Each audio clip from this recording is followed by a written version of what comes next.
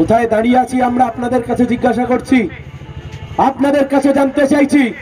আরে ভোট আসবে, ভোট যাবে, ভোটে কেউ জিতবে, ভোটে কেউ হারবে, কিন্তু আমরা কেমন আছি? সাধারণ দিন আনা দিন খাওয়া মানুষ, মধ্যবিত্ত নিম্ন মধ্যবিত্ত মানুষ, রুটি রুজি জোগাড় করতে যাদের মাথার ঘাম পায়ে ফেলতে হয়। আপনি তৃণমূল করতে পারেন, আপনি বিজেপি করতে পারেন, কিন্তু গতর খাটিয়ে না খেলে আপনার মুখে শুভেন্দুবাবু খাবার তুলে দেয় না, অভিষেক ব্যানার্জিও খাবার তুলে দেয় না। আমি আপনার কাছে জানতে চাইছি, কেমন আছি দাদা? এই বিজেপি ক্ষমতায় আসবার আগে কি প্রতিশ্রুতি দিয়েছিল আমাদেরকে 2014 সালে? মজার বিষয় হচ্ছে, আপনি এখনকার বিজেপিকে যদি বলেন যে তোমরা 2014 সালে এই প্রতিশ্রুতি দিয়েছিলে, তারা ঠোঁটটা বেঁকিয়ে বলবে, ওহ তখন তো আমি পদ্ম ফুল করতাম না, তখন তো আমি জোড়া ফুল করতাম, তাই আমার কোনো দায় নেই। কি বলেছিল বিজেপি? বিজেপি ক্ষমতায় আসবার আগে বলেছিল, আমাকে যদি ভোট দাও আমি পেট্রোলের দাম কমিয়ে দেব, ডিজেলের দাম কমিয়ে দেব, রান্নার গ্যাসের দাম কমিয়ে দেব, কেরোসিনের দাম কমিয়ে দেব, সারের দাম কমিয়ে দেব, কৃষকের আয় দ্বিগুণ করে দেব, বেকার যুবক যুবতীদেরকে, শিক্ষিত ছেলে মেয়েদেরকে বছরে 2 কোটি করে চাকরি দেব, বিদেশ থেকে কালো টাকা নিয়ে আসব, সুদের হার বাড়িয়ে দেব। সব ফলাও করা প্রতিশ্রুতি দিয়েছিল গোটা দেশের মানুষকে। আমাদের অভিজ্ঞতা কি বলছে?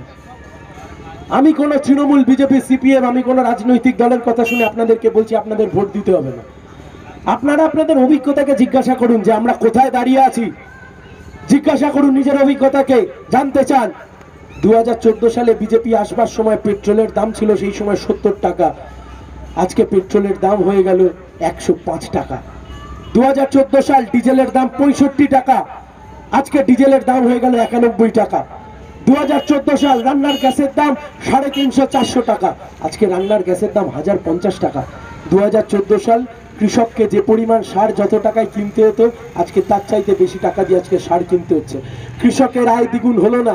বিজেপি বলেছিল বাইরে থেকে কালো টাকা নিয়ে এসে দেশের মানুষের মধ্যে কালো টাকা বিলিয়ে দেবে, কোথায় গেল 15 লক্ষ টাকা? আজকে বিজেপি কোনো উত্তর দিতে পারছে না।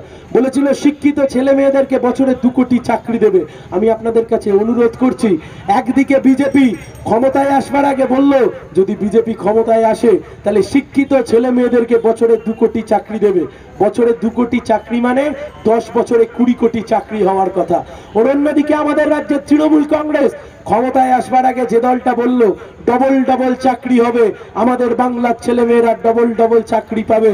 আজকে আপনি রাজনগরের বাড়ি বাড়ি ঘুরুন, আপনি এই নাইকুড়ি ব্লকের বাড়ি বাড়ি ঘুরুন, আপনি ময়নার বাড়ি বাড়ি ঘুরুন, আপনি দেখতে পাবেন 2টো বাড়ি অন্তর 3 নম্বর বাড়িতে শিক্ষিত বেকার বসে আছে।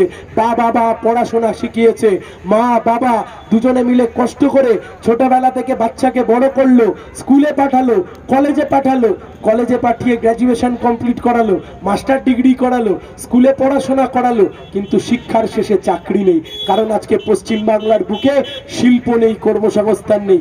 একদিকে বিজেপি বলল 2 কোটি চাকরি, তাহলে 20 কোটি চাকরি হওয়ার কথা। অন্যদিকে মুখ্যমন্ত্রী বলল ডবল ডবল চাকরি। আমি আপনাদের কাছে জানতে চাইছি অভিজ্ঞতা কি বলছে?